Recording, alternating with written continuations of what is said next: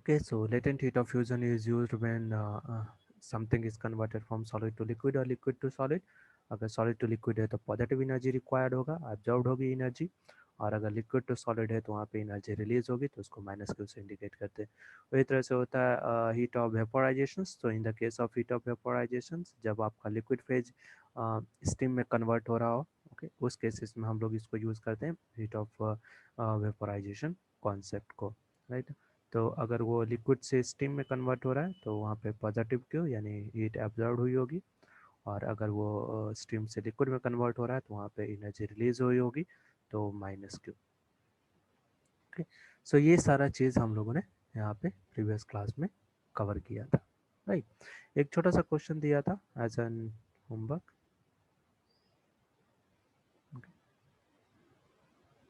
This one, कि how much heat must be absorbed by an ice of mass 500 gram at minus 10 degrees Celsius, okay, to take it to the liquid state at plus 10 degree Celsius. तो अगर कोई भी मेरा ice जो है वो minus 10 degree Celsius पे है, और उसको हम लोग को प्लस 10 डिग्री सेल्सियस पे ले जाना है जहाँ पे वो फेज भी अपना चेंज करेगा, तो कितने एनर्जी की रिक्वायरमेंट होगी। okay, साथ साथ में हम लोग को इसका एक ग्राफ भी बना के दिखाना था, टेम्परेचर वर्सेस एनर्जी ग्राफ, कि टेम्परेचर में कितनी की राइज हुई है, ये सारा चीज़, राइट। तो ये हम लोग को यहाँ पे सॉल्व करना है, राइट। सो देखते हैं, अगर आप बनाए होंगे होमवर्क को तो क्रॉस चेक कर लीजिएगा कि आपका होमवर्क सही है या नहीं है, और अगर नहीं बना है तो इसको देखिएगा, ठीक। So let's go with this okay, this question. तो इसको बनाने का सबसे अच्छा तरीका होता है कि आप जितने भी फेजेस चेंज हो रहे हैं या जितनी बार लेटेंट हीट कैपेसिटी यूज़ हो रही है, स्पेसिफिक हीट कैपेसिटी यूज़ हो रही है, वो सारे को अलग अलग यहाँ पे लिखते हैं, ठीक है। और उससे भी अच्छा होता है ग्राफ बना के इसको सॉल्व करना। सो हम लोग देखते हैं, ग्राफ बना के इसको सॉल्व करते हैं। ठीक, तो पहले मैं ग्राफ बनाता हूँ, ठीक। सो हाँ, तो यहाँ पे अगर देखें, सो ये ग्राफ आप पहले भी देख चुके होंगे, जब आप 10th क्लास में रहे होंगे तो ये सेम ग्राफ आप वहाँ पे यूज़ करते हैं। So let this one is your temperature in degree Celsius, और ये है मेरी एनर्जी। सो इनिशियली जो है वो आइस स्टेट में है और वो मेरा माइनस 10 डिग्री सेल्सियस पे है। So let us consider this is the minus 10 degree Celsius, okay. और इसको जो मुझे ले जाना है वो प्लस 10 डिग्री सेल्सियस तक ले जाना है, राइट, इतना तक मुझे इसको ले जाना है। So initially minus 10 degree Celsius पे होने के कारण से पहले ये क्या करेगा, 0 डिग्री सेल्सियस पे आएगा, this is your 0 degree Celsius, okay. तो यहाँ पे क्या होगी, ये 0 डिग्री सेल्सियस के बाद ये अपना फेस चेंज करेगा, राइट। तो फर्स्ट फेज में मुझे पहले माइनस 10 डिग्री सेल्सियस से 0 डिग्री सेल्सियस पे लाना है, okay.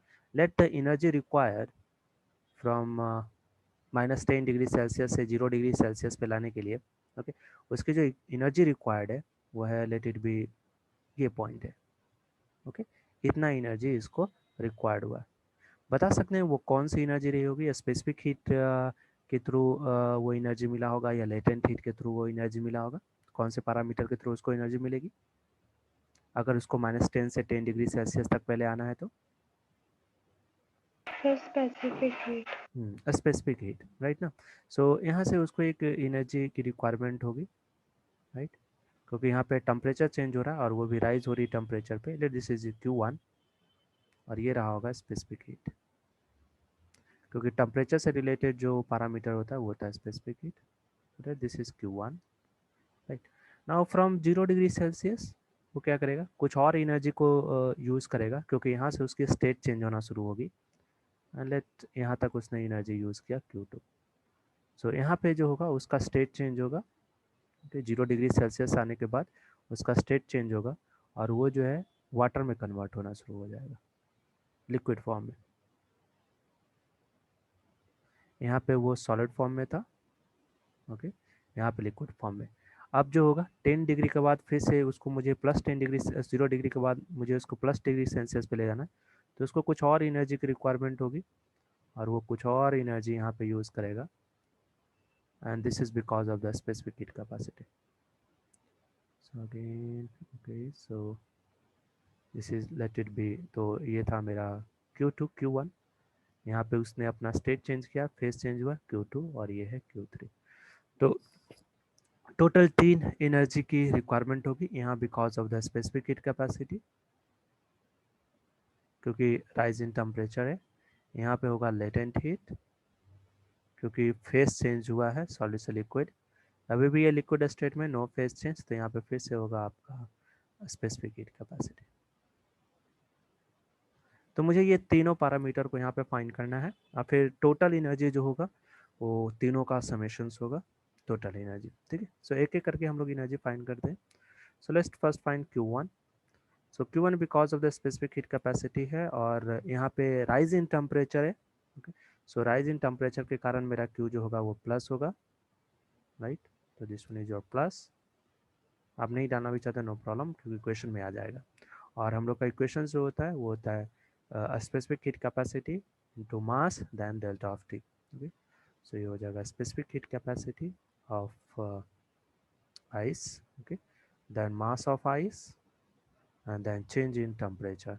So change in temperature mostly kelvin में होता है, लेकिन हम लोग को मालूम है कि change in temperature in Celsius और change in temperature in kelvin दोनों मेरा सेम होता है difference. Okay, so there is no problem. ना पुट करते हैं वैल्यू, ये प्लस होगा क्योंकि यहाँ पे राइज इन टेम्परेचर है. तो specific heat capacity of ice जो था ऊपर वाले क्वेश्चंस में यूज़ किए थे, और वो था आपका 4190, राइट. तो ये था मेरा 4190 जूल पर केजी पर केल्विन. सो यहाँ पे हो जाएगा मेरा 4190. मास जो है वो दिया हुआ है 500 ग्राम, केजी में कन्वर्ट करना है, तो ये हो जाएगा 1/2. Okay, then change in temperature अगर मैं देखूं तो ये फाइनल टेम्परेचर है 0 minus of -10. Okay, so delta of T is equal to T final minus T initial. अब कुछ नहीं करना, इसको सॉल्व कर लेना. तो ये पूरा मेरा आंसर जूल में आएगा. सो ये हो जाएगा, ओके, सो 4190 इंटू 1/2 इंटू 10, ये आ गया 5. सो सॉल्व करते हैं तो 0 5, ओके, 9 5 जा 45, फिर 9, फिर 20 जूल, या मैं बोल सकता हूँ 20.9 kilo joule. So this is the energy required to raise the temperature from -10 degree Celsius to 0 degree Celsius. अब 0 डिग्री सेल्सियस से 10 डिग्री सेल्सियस जाने के लिए उसको एक फेज को चेंज करना होगा, वो लिक्विड में कन्वर्ट होगा. So let's find Q2. सो यहाँ पे ये लिक्विड में कन्वर्ट हो रहा है सॉलिड टू, तो latent heat of fusion into mass of ice. So latent heat of fusion of ice is your, और लिक्विड इज योर, हम लोग प्रीवियस एग्जांपल में यूज़ किए हुए हैं, डेट इज़ 166, नहीं sorry 333. So this is your 333 in joule kg per Kelvin, and mass is your 1/2. Okay. So इसका answer आ जाएगा 166.6.5. Okay, I think this one is in kg, तो ये हो जाएगा मेरा kilo joule, right. I think previous भी हम लोग फाइंड किए हुए थे सेम किलो जूल, तो ये मेरा किलो जूल में है. Now next one is your Q3. So Q3 अगर मैं फाइंड करूँ, सो Q3 की वैल्यू जो है वो आपका टेम्परेचर राइज हो रहा है, तो फिर से हो जाएगा मेरा C of ice. Okay, then mass, sorry यहाँ पे वाटर में कन्वर्ट हो चुका है, C of water, mass of water, and that is your delta of T. So फिर से यूज़ करते वो सारा पैरामीटर. ओके, वो सारा वैल्यू यहाँ पे रखते. तो यहाँ पे अगर आप देखें तो ओके, सो राइट. ओके, सो आपका जो स्पेसिफिक हीट कैपेसिटी है वाटर का वो 4190 ही होगा. So this one is your 4190. मास जो है 1/2. नाउ चेंज इन टेम्परेचर जो है फाइनल टेम्परेचर 10 -0, फिर से मेरा सेमी वैल्यू आ जाएगा जो ऊपर आया था 20.9 किलो जूल. सो टोटल मुझे एनर्जी रिक्वायर्ड है वो हो जाएगी Q टोटल, वो हो जाएगा Q1 plus Q2 plus Q3, that is your 20.9 kilojoule plus 160.9, sorry 160.5 kilojoule, and then 20.9 kilojoule. So add कर लेंगे तो ये करीबन आ जाएगा 18 7, okay, so 207.5 kilo, no 18 3 हो जाएगा ये किलो जूल, इतना हम लोग का आंसर आ जाएगा। ठीक है, तो इस तरह से हम लोग स्पेसिफिक हीट कैपेसिटी और लेटेंट हीट कैपेसिटी का यूज़ करते हैं। बाई चांस अगर वो बोलता कि मेरे पास 10 डिग्री सेल्सियस पे लिक्विड है और उसको मुझे -10 डिग्री सेल्सियस पे ले जाना है, नो प्रॉब्लम, सारा प्रोसेस मेरा सेम होता, केवल क्योंकि यहाँ पे एनर्जी एब्जॉर्ब होगी, रिलीज होगी, तो आपको सारा चीज़ माइनस यूज़ करना पड़ेगा, मगर प्रोसेस सेम होगी। प्रोसेस क्या रहेगी इसकी, सेम रहेगी, there will be no change.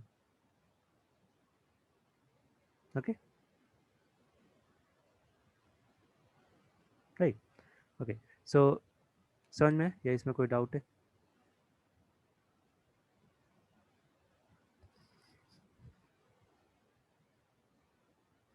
समझ में आया या एक बार और बता दूं?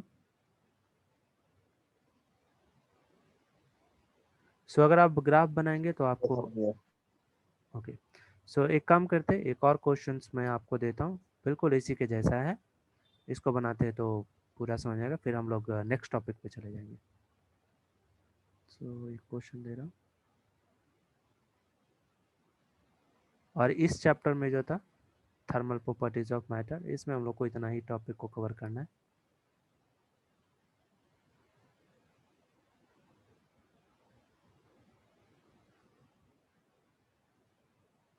सो मैं क्वेश्चन को कॉपी कर लेता हूँ ताकि हम लोग का टाइम बच जाए।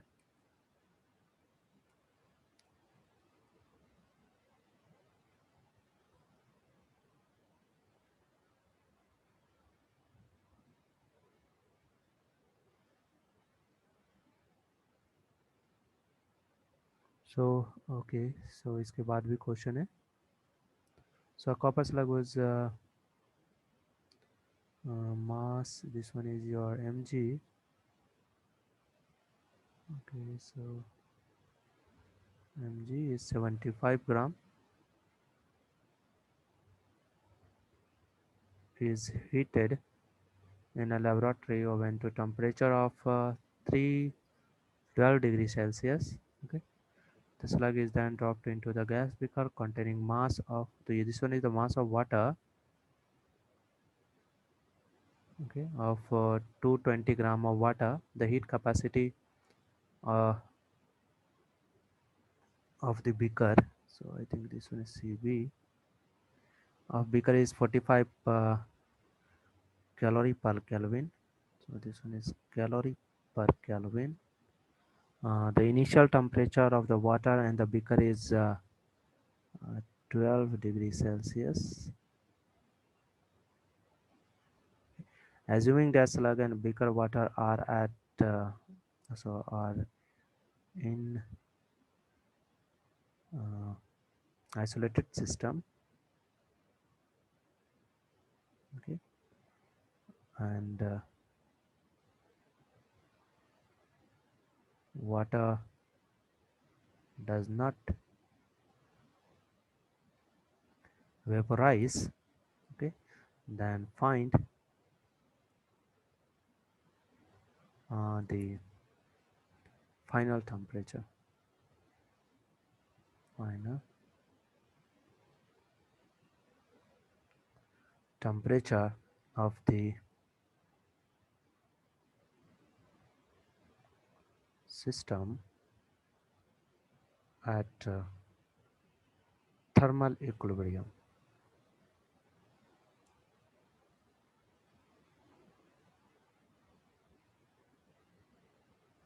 सो ये एक क्वेश्चन है, एक बार इसको निकाल के देखिए।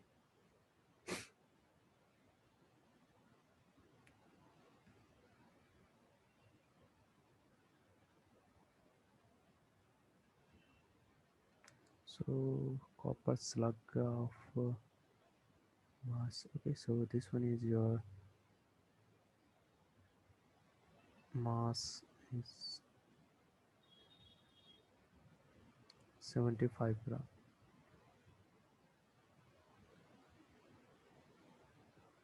Heated in a laboratory when temperature of 3 degree 2 degrees Celsius. So okay, so this is the question.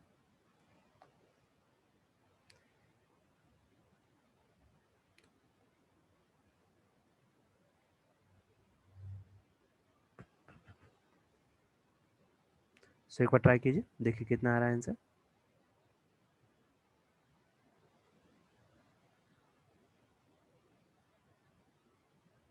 I think your data is given.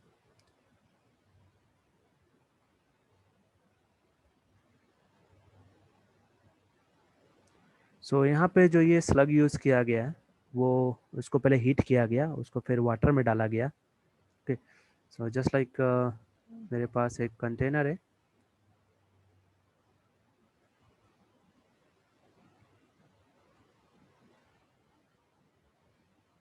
और इसमें वाटर है.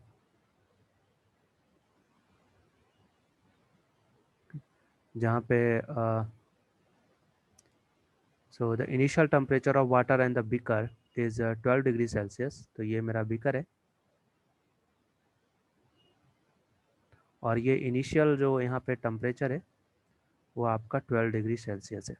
ठीक है, अब ये स्लग जो है जिसका मास 75 ग्राम है उसको हीट किया गया.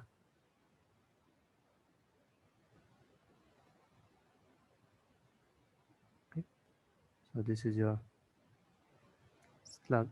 ओके, और कहाँ तक हीट किया गया? 312 डिग्री सेल्सियस. इतना ज़्यादा हीट किया गया और फिर इसको क्या किया गया, इस वाटर में डाल दिया गया. अब कहीं ना कहीं ये जैसे इस वाटर में जाएगा, वाटर का टेम्परेचर कम है, इसका टेम्परेचर ज़्यादा है, ये सारा स्लग अपना टेम्परेचर वाटर को ट्रांसफ़र करना शुरू करेगा. तब तक ये ट्रांसफ़र करता रहेगा जब तक कि दोनों का टेम्परेचर सेम ना हो जाए, यानी थर्मल इक्विलिब्रियम पे ना आ जाए. ठीक है, सो मुझे बताना है कि फाइनल टेम्परेचर क्या होगा जब ये थर्मल इक्विलिब्रियम पे आ जाएगा. तो एक बार ट्राई कीजिए, सारा चीज़ आपको दिया हुआ है.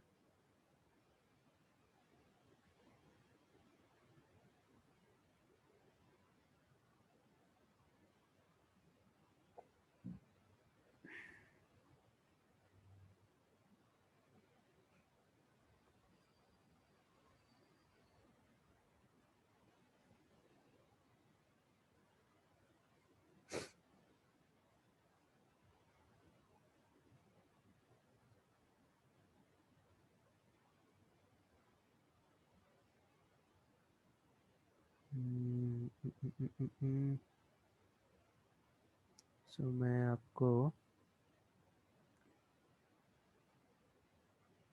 सिमुलेशन दिखाता हूँ.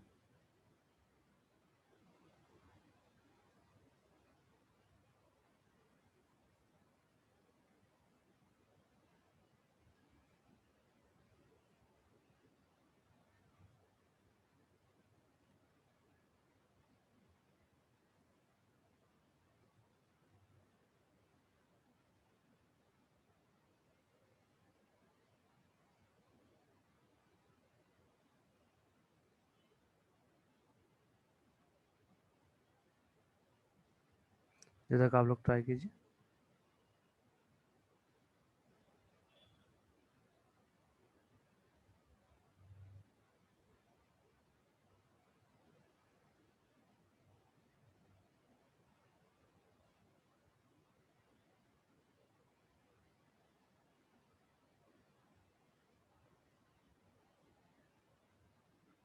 राइट, तो ये एक सिमुलेटर है, इसको मैं आपको शेयर करता हूँ.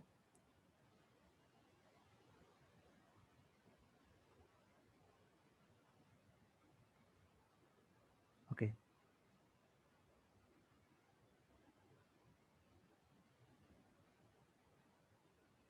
तो ये सिमुलेटर को देखिएगा. ओके, अभी इनिशियल ये एक कंटेनर है, तो यहाँ पे मैंने स्लग यूज किया था, स्लग की जगह ये एक जनरेटर यूज कर रहे हैं। ये जनरेटर भी कुछ इसी के जैसा काम कर रहा है आपका, राइट। ओके, सो जैसे ही मैं यहाँ पे टेम्परेचर अगर मैं इंक्रीज करूँ, सो अगर हम लोग क्वेश्चन में देखें, ओके, सो ये हम लोग का क्वेश्चन था, ये कुछ उसी के जैसा है, राइट ना। ओके, जो हम लोग वहाँ पे देखे थे।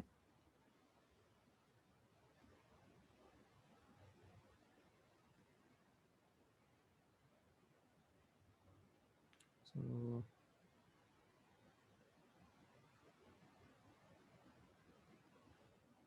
स्लग की जगह यहाँ पे एक जनरेटर यूज़ किया जा रहा है, राइट। ये जनरेटर को अगर आप देखें तो अगर मैं इसको हीट करूँ, लेट इट भी, अगर मैंने हीट किया, सो हीट के कारण से यहाँ पे वेपर निकलती है, ओके। वेपर के कारण से ये टरबाइन जनरेट हुआ, और ये टरबाइन क्या कर रहा है, यहाँ पे कॉइल लगा हुआ है, जस्ट लाइक आपका इंडक्शन होता है, ये इंडक्शन में हीट जनरेट हुई, ओके। यहाँ पे इंडक्शन की जगह स्लग काम करेगा, जो हम लोगों ने क्वेश्चन में देखा था, फिर इसका टेम्परेचर क्या है, राइज होना शुरू हो रहा है, ठीक है। सो टेम्परेचर इज राइजिंग, कुछ इसी तरह से काम करेगा, राइट। लेकिन वहाँ पे उतना टेम्परेचर राइज नहीं हुआ कि वेपोराइज हो जाए, और मुझे वही फाइंड करना है कि आखिर आपका कितना राइज हुआ होगा। यहाँ पे डिफरेंट डिफरेंट टेक्निक है, आप डिफरेंट टेक्निक को यूज़ कर सकते हैं। यहाँ पे जस्ट लाइक मैं इस तरह से भी एक जनरेटर को चला सकता हूँ, वेरी नाइस। साइकिल का यूज कर सकते हैं, सोलर पैनल का यूज कर सकते हैं, तो साइकिल का कोई यूज नहीं है। सो डिफरेंट डिफरेंट कंडीशन है जिससे आप इसको वेपर में कन्वर्ट कर सकते हैं। लाइट जला सकते हैं, फैन घुमा सकते हैं, okay, right. So this is one of the example of changing of a state. सो इसी के जैसा ये भी क्वेश्चन है, राइट। और मुझे यहाँ पे फाइंड करना है कि आखिर इक्विलिब्रियम कंडीशंस पे आने पे उसकी वैल्यू कितनी रहेगी। सो एक बार निकाल के देखिए।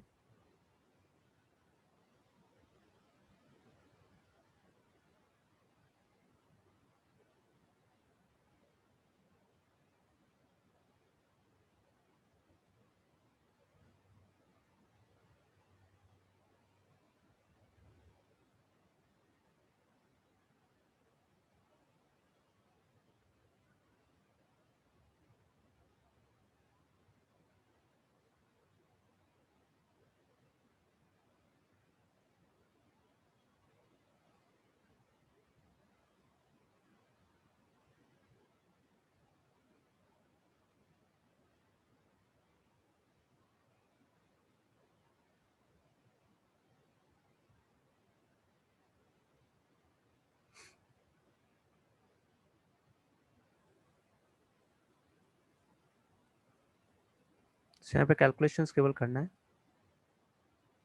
एक का टेम्परेचर कम हो रहा है, दूसरे का टेम्परेचर आपका इंक्रीज हो रहा है, बस।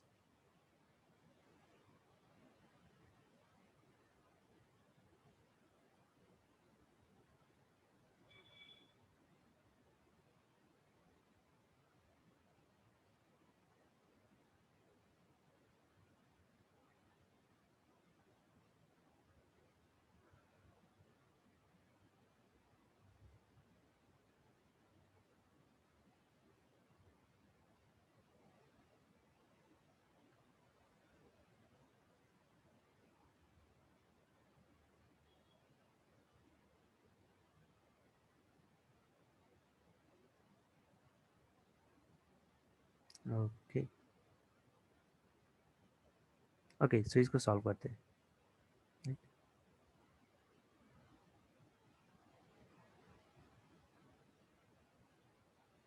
किन्हीं का आंसर आया तो बताइए।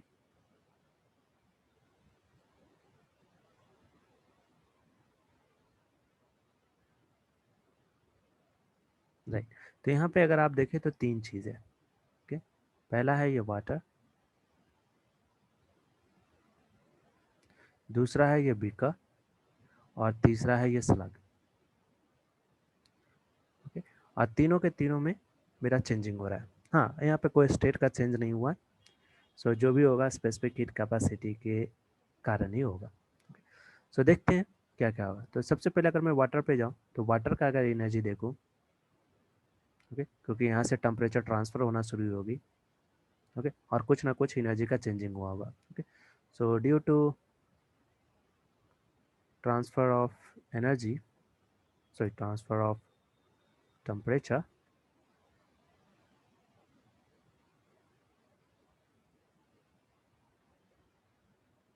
change, okay, so the energy equation is written as, so अगर मैं फॉर वाटर के लिए अगर मैं देखूं, क्योंकि तीन चीज़ है तो तीनों का देखना होगा। सो क्यू ऑफ डब्ल्यू जो हो जाएगा वो हो जाएगा आपका C of M, mass, sorry C of water, mass of water, then change in temperature of water, right, जो कि T final minus T initial होगा। उसी तरह से अगर मैं देखूं फॉर दी बीकर, क्योंकि बीकर भी है वहाँ पे जो कॉपर का बना हुआ है, so Q of B is equal to, okay, C of beaker, mass of beaker, beaker then delta of T. लेकिन यहाँ पे बिकर का मास नहीं दिया हुआ है, तो यहाँ पे स्पेसिफिक हीट कैपेसिटी यूज़ करूँगा, ओके, क्योंकि इसका मास का कोई इन्वॉल्वमेंट यहाँ पे नहीं है, तो इसको मैं स्पेसिफिक हीट कैपेसिटी यूज़ करूँगा, यहाँ पे ध्यान रखेंगे। तो this one is capital C, specific heat capacity of water. और उसी तरह से for the slug, for slug जो कि कॉपर का बना हुआ है, Q of let it be C, तो कहीं ना कहीं इसके मास में भी मास दिया हुआ है इसका, तो वो एक रोल प्ले करेगा यहाँ पे, and then delta of T, okay. So तीन एनर्जी यहाँ पे इन्वॉल्व हुई है, ओके। लेकिन यहाँ पे इसने बोला है कि because the total energy of the system can not change, okay, क्योंकि टोटल एनर्जी कहीं पे चेंज नहीं हुआ है, तो तीनों का summation Q of water, Q of beaker and Q of आपका कॉपर या स्लग, वो आपका जीरो रहेगा। क्यों? तो बीकर जो है, जो स्लग जो है, वो एनर्जी को ट्रांसफ़र करेगा, और वाटर और बीकर जो है वो एनर्जी को गेन करेगा, राइट। तो यहाँ पे जो कंडीशन ये होगा कि जो मेरा स्लग है, okay, वो एनर्जी रिलीज करेगा, okay, जो वाटर है वो एनर्जी एब्जॉर्ब करेगा। उसी तरह से जो मेरा बीकर है वो भी एनर्जी को क्या करेगा, एब्जॉर्ब करेगा, और ये दोनों जितना एनर्जी एब्जॉर्ब करेगा वो इतना एनर्जी रिलीज के बराबर होगा। यानी आप बोल सकते हैं क्यू ऑफ जो मेरा कॉपर है, स्लग है, वो Q of water plus Q of beaker के बराबर होगा, राइट, जिसके कारण से ये मेरा सेम रहेगा। सो देखते हैं, एक एक करके फाइंड करते हैं। तो पहले हम लोग फाइंड करते हैं क्यू ऑफ डब्ल्यू, राइट, या आप चाहे तो डायरेक्ट इक्वेशंस पे भी इसको लिख सकते हैं। तो ऊपर वाली इक्वेशंस को फॉलो करूँगा ताकि आपको नेगेटिव पॉजिटिव का कोई प्रॉब्लम ना हो यहाँ पे, और जीरो क्यों होगा ये मालूम चल गया। सो इसको मैं लिख सकता हूँ C of water W, M of W, T final minus T initial. So T final मुझे निकालना है, इनिशियल टेम्परेचर जो था वो था आपका 12 डिग्री सेल्सियस वाटर का, सो 12, okay, so mostly in degree Celsius, plus beaker, तो specific heat capacity of beaker, then T final minus T initial, ये भी था 12 डिग्री सेल्सियस पे, ओके। कॉपर देखिए तो ये एनर्जी को रिलीज कर रहा है, तो इसको मैं माइनस यूज़ करूँगा, ठीक है, ओके। और अगर आप नहीं भी यूज़ करना चाहते तो नो प्रॉब्लम, बाद में ये माइनस आ जाएगा, C of M, then sorry C of copper, mass of copper, T final. अब यहाँ पे देखिएगा इनिशियली इतना टेम्परेचर पे, लेकिन जब इसके अंदर जाएगा और इक्विलिब्रियम में आएगा तो इसका टेम्परेचर और इसका टेम्परेचर फाइनल बराबर हो जाएगा, कम हो जाएगा, बल्कि इसका टेम्परेचर क्या हो जाएगा, कम हो जाएगा। तो ये होगा टी फाइनल इनिशियल जो है 312 डिग्री सेल्सियस, सबका समेशन 0 आना चाहिए। अब मुझे करना नहीं है, सबको सॉल्व कर लेना है और सॉल्व करके यहाँ पे एक का वैल्यू निकाल लेना है जिसको है आपका टी फाइनल। ठीक है, ओके। सो इसका यूज़ करके आप टी फाइनल एक बार निकालिएगा और देखिएगा कि फाइनल टेम्परेचर कितना होगा। तो ये इक्वेशंस रहेगी, सारा वैल्यू यहाँ पे दिया हुआ है। केस सी ऑफ बी का जो है वो 45 है, कैपिटल सी है। ओके, तो मास को इन्वॉल्व यहाँ पे नहीं करना है और किसका किसका वैल्यू नहीं हुआ, बाकी जिसका वैल्यू नहीं दिया हुआ उसका वैल्यू आप ये चार्ट से उठा सकते हैं।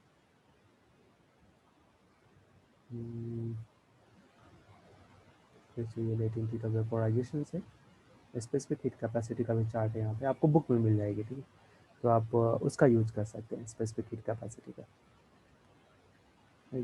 आपको बुक में वो सारा डाटा मिल जाएगा। आप उस वैसे क्वेश्चंस में दिया हुआ रहेगा, यहाँ पे नहीं दिया क्योंकि मुझे वो वैल्यू मालूम नहीं था, याद नहीं था, लेकिन आपको क्वेश्चन में दी हुई रहेगी। आपको पुट करना है और यहाँ से आपको क्या निकाल लेना है, टी फाइनल का वैल्यू निकाल लेना है।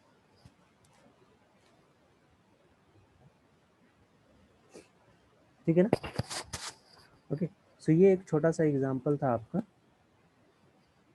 हीट एब्जॉर्प्शन के केसेस पे।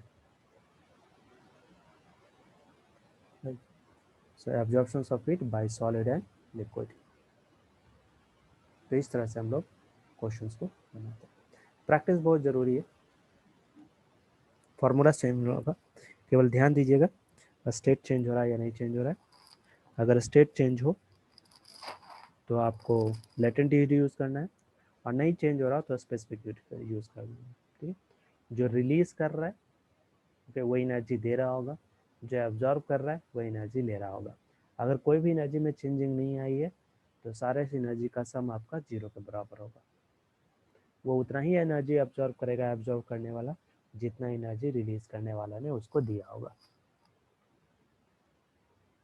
Right, that is this.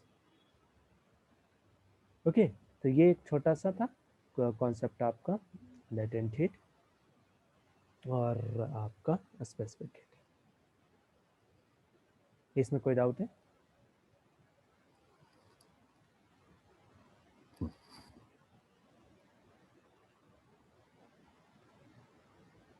इसमें कोई डाउट है? No, sir. ओके, सो इस चैप्टर में आपका इतना ही था, थर्मल प्रॉपर्टीज ऑफ मैटर में इतना ही था। इसके बाद जो टॉपिक है वो सारा टॉपिक आपका हटा दिया गया।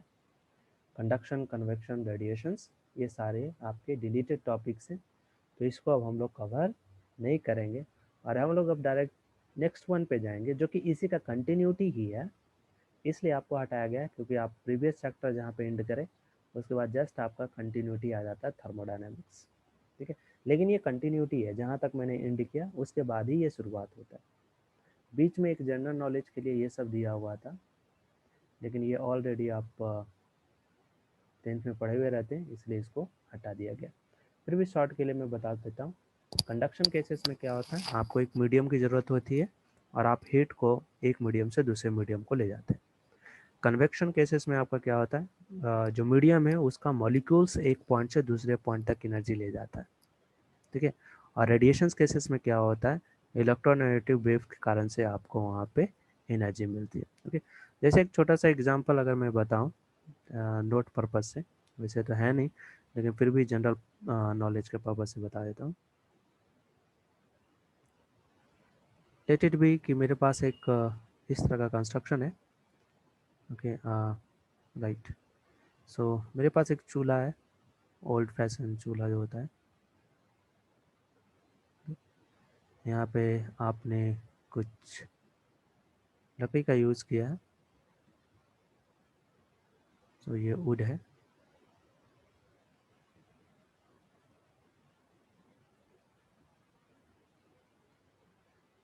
okay? जिसको अगर आप बर्न करेंगे तो आपका ये यहाँ पे हीट जनरेट होगा। तो ये आपकी फ्लेम है। ठीक है, इस चूल्हे के ऊपर आपका लेट इट बी अगर आपने इसके ऊपर एक बर्तन रखा हुआ है, ओके, यहाँ पे आपका वाटर है। हाँ, जो अगर साउथ से रहने वाले होंगे उनके घर में इडली बहुत बनती होगी, और जो नॉर्थ ईस्ट के रहने वाले हैं उनके घर में मोमोज बहुत बनती होगी। तो इसको उसी से समझते हैं। ओके, इसके ऊपर एक और कंटेनर है।